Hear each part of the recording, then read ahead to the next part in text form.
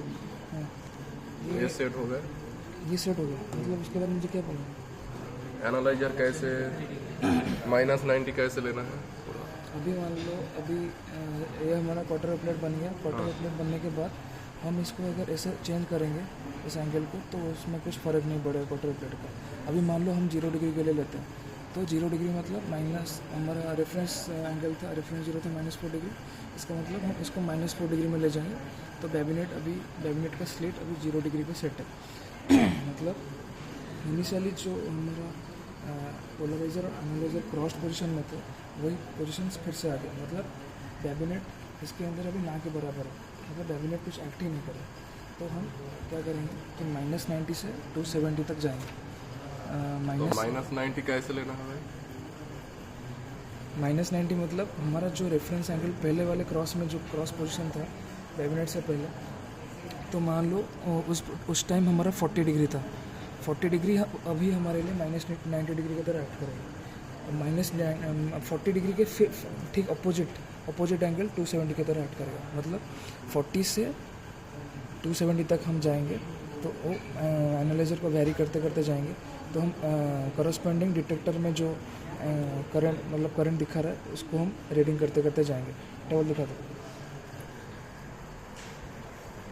हम देख सकते हैं कि 0 डिग्री के लिए -90 -80 डिग्री ऐसे वैरी करते करते 270 तक जाएंगे, तो अलग अलग कॉरस्पॉन्डिंग करंट आएगा। उसी तरह 0 डिग्री में जैसे किया, अभी इसी तरह हम 30 डिग्री के लिए 30 डिग्री मतलब 30 - 4 मतलब 26 डिग्री में इसको सेट करेंगे।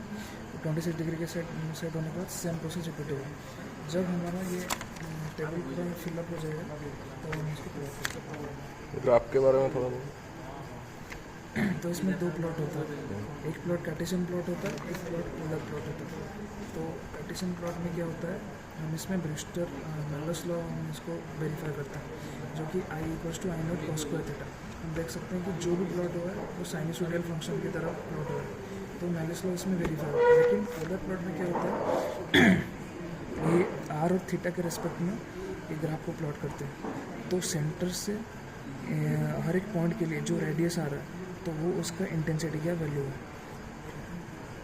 तो अलग अलग 0 डिग्री, 40 डिग्री, 45 डिग्री, 60 डिग्री के लिए उसका शेप अलग अलग आ रहा है। थियोरेटिकली 45 डिग्री के इसमें पूरा प्योर सर्कल बनना चाहिए, तो एक्सपेरिमेंटली लगभग सर्कल ही है। उसी तरह का हम जैसे लीनियरली पोलराइज्ड लाइट को एडजस्ट करके, जो एनालाइजर को यूज़ करके एडजस्ट करते हैं, तो वो पहले मैक्सिमा इंटेंसिटी जाएगा, फिर मिनिमा तक जाएगा। उसी तरह का ये प्लॉट में भी हम देख सकते हैं कि 0 डिग्री के केस में रेड वाला जैसे कि मैक्सिमा से 0 तक पूरा 0 को क्रॉस करे, मतलब मैक्सिमम इंटेंसिटी टू 0 इंटेंसिटी हो रहा है, तो ये लीनियरली पोलराइज्ड के केस में हो रहा है। और 30 और 60 डिग्री के केस में इलिप्टिकल पोलराइज्ड हो रहा है। देख सकते हैं कि मैक्सिमम टू मिनिमम, लेकिन मिनिमम 0 नहीं है, तो ये इलिप्टिकली पोलराइज्ड है।